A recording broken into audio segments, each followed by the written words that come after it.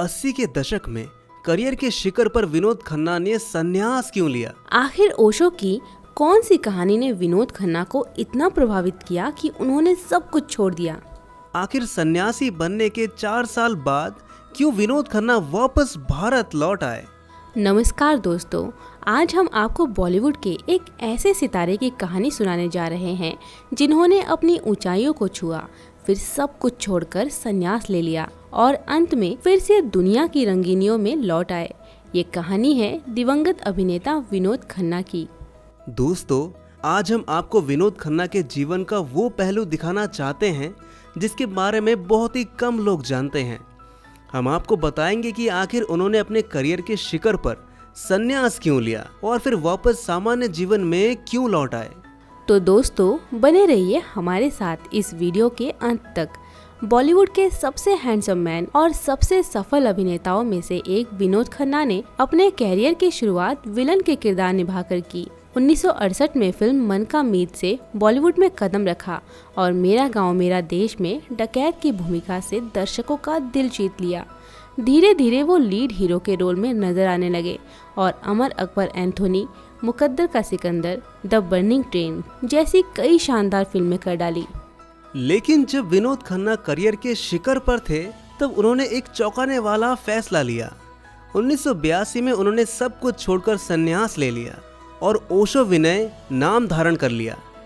इस फैसले ने इंडस्ट्री और उनके फैंस को हिला कर रख दिया। कई लोगों ने इसे पब्लिसिटी स्टंट समझा तो कुछ को उनके मानसिक स्वास्थ्य की चिंता हुई।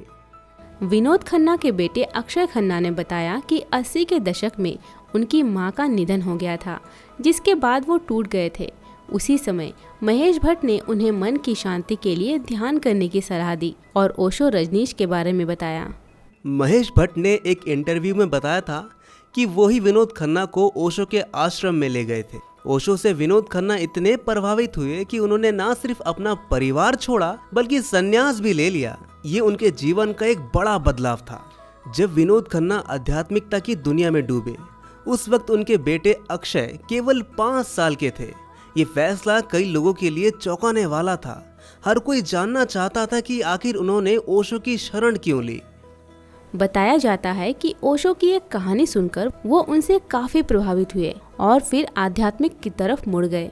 इस कहानी में बताया गया था कि एक चोर पुलिस से बचने के लिए जंगल में भाग रहा था। भागते भागते वो एक जंगल में जा पहुंचा जहां एक जैन गुरु ध्यान में लीन बैठे थे। पुलिस चोर को नहीं ढूंढ पाए और गुरु को ही चोर समझकर उन्हें पकड़ ले गए। गुरु को जेल में डाल दिया गया। लेकिन गुरु ने पुलिस को ये नहीं बताया कि उन्होंने चोरी नहीं की है। जेल में भी गुरु ध्यान में लीन रहते थे और उनकी शांति और संयम को देखकर कई कैदी भी ध्यान करने लगे। लगभग 3 से 4 साल बाद असली चोर पकड़ा गया और पुलिस ने जैन गुरु को रिहा कर दिया। पुलिस ने गुरु से माफी मांगी, लेकिन गुरु ने कहा, नहीं, अभी मुझे मत छोड़ो, मेरा काम अभी भी पूरा नहीं हुआ है। ये कहानी सुनकर ओशो ने कहा था, हम सब जेल में हैं, हम सब एक साथ ही कोठरी में बंद हैं, चाहे वो जेल अंदर की हो या बाहर की। जब तक हम अपना काम पूरी तरह से नहीं करते तब तक हम इस कोठरी से बाहर नहीं निकल सकते। जैसे जैसे विनोद खन्ना आध्यात्मिकता की ओर आकर्षित हो रहे थे, उनकी पत्नी गीतांजलि के साथ उनके संबंधों में भी दरारें आने लगी। इसी दौरान उन्होंने मुंबई के ग्लैमरस जीवन को त्यागने और पुणे के कोरेगांव पार्क में स्थित रजनीश के आश्रम में रहने का फैसला लिया। 1982 में विनोद खन्ना ने एक भव्य प्रेस कॉन्फ्रेंस आयोजित की जो उस समय चर्चा का विषय बन गई। इस प्रेस कॉन्फ्रेंस में उनकी पत्नी गीतांजलि और उनके बेटे अक्षय और राहुल भी शामिल हुए। यहाँ विनोद खन्ना ने आधिकारिक तौर पर घोषणा की कि वे गुरु रजनीश के शिष्य बनने के लिए फिल्म उद्योग छोड़ रहे हैं। यह खबर उनके प्रशंसकों के लिए एक बड़ा झटका था। कई लोग इस फैसले को समझ नहीं पाए, जबकि कुछ ने उनका समर्थन भी किया। विनोद खन्ना के संन्यास लेने की खबर देश भर में फैल गई। लोग अटकलें लगाने लगे कि उन्होंने ऐसा अचानक फैसला क्यों लिया। विनोद के इस फैसले से उनकी पत्नी गीतांजलि नाराज थी और इसी कारण दोनों का तलाक भी हो गया। हालांकि सच ये था कि विनोद खन्ना को बचपन से ही साधु संतों का आकर्षण था। 8 साल की उम्र से ही वे साधुओं के पास जाने लगे थे। कभी उन्हें अपना हाथ दिखाते तो कभी उनके साथ ध्यान में बैठ जाते। कॉलेज पहुंचे, फिल्में मिली, सफलता हाथ लगी, लेकिन मन में हलचल मच गई। एक दिन उन्होंने परमहंस योगानंद की मशहूर किताब खरीदी। कहते हैं कि उन्होंने एक ही रात में पूरी किताब पढ़ डाली। योगानंद जी की तस्वीर देखकर उन्हें ऐसा लगा कि वे इस आदमी को जानते हैं और यहीं से शुरू हुआ आध्यात्मिकता की खोज का उनका सफर।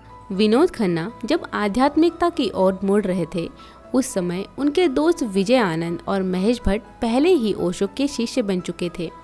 इन दोनों दोस्तों के साथ ही विनोद खन्ना पुणे पहुंचे और ओशो के प्रवचनों के कैसेट खरीदे।